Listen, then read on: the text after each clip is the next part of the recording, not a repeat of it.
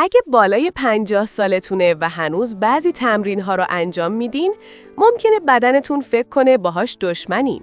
من مهشیدم و امروز قراره تمرین‌هایی رو بازنشسته کنیم که دیگه به نفع بدن 50 پلاس نیستن. درود به همگی دوستان گلم. امروز نمیخوام بترسونمتون، میخوام آگاهتون کنم که بعد از 50 تمرین خوب هنوز هست، ولی تمرین ورزشی اشتباه دیگه شوخی بردار نیست. اول یه حقیقت پزشکی رو شفاف بگم. بعد از 50 سالگی بدن از کار نمیفته، قوانینش عوض میشه.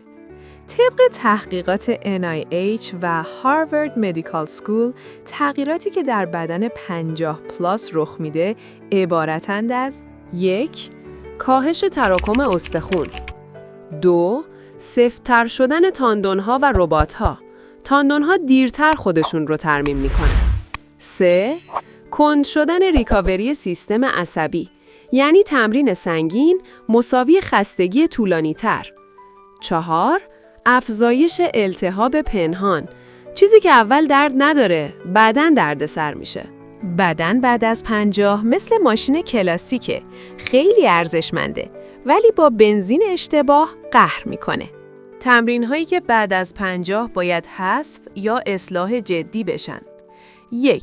اسکات عمیق با وزنه سنگین. من عاشق اسکاتم، ولی نه وقتی زانو داره به ما نامه خداحافظی مینویسه. چرا مشکل زاست؟ فشار شدید روی زانو، افزایش ریسک آرتروز و فشار روی دیسک کمر. مطالعات جورنال آف ارثوپدیک ریسرچ نشون میده ترکیب عمق زیاد به علاوه بار بالا بعد از 50 مساوی ریسک آسیب مزمن. جایگزین‌ها: باکس اسکوات، گابلت اسکوات کنترل شده و تمرکز روی کنترل نه رکورد. 2. دویدن طولانی روی آسفالت. قلبت خوشحاله ولی مفصلت داره گریه میکنه. مشکل کجاست؟ طبق مطالعات امریکن کالج آف اسپورتس مدیسن، دویدن طولانی باعث ضربه تکراری به زانو و لگن و افزایش آرتروز میشه. جایگزین‌ها: پیاده‌روی تند، الیپتیکال، شنا، دوچرخه ثابت. 3. کرانچ بعد درازنشست کلاسیک. این تمرین بیشتر از شکم به دیسک کمری علاقه‌منده. چرا باید حذف بشه؟ تحقیقات اسپاین جورنال نشون میده باعث فشار مستقیم روی دیسک و فعالسازی ضعیف عضلات عمقی شکم میشه. جایگزین‌ها: ددباگ، پلانک اصلاح شده، پالوف پرس. 4. پرش‌های انفجاری، برپی، جامپ سکوات. بعد از 50 زمین دشمن ما نیست، ولی تاندون آشیل حساسه.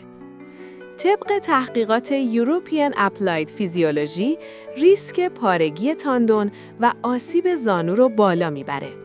جایگزین‌ها: استپاپ و تمرین‌های آهسته با کنترل زمانی.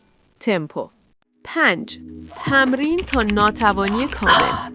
قهرمان بازی رو بذاریم برای جوونی. چرا؟ مطالعات NCSA Guidelines for Older Adults نشون میده که سیستم عصبی دیر ریکاوری میشه و باعث افزایش التهاب مزمن میشه.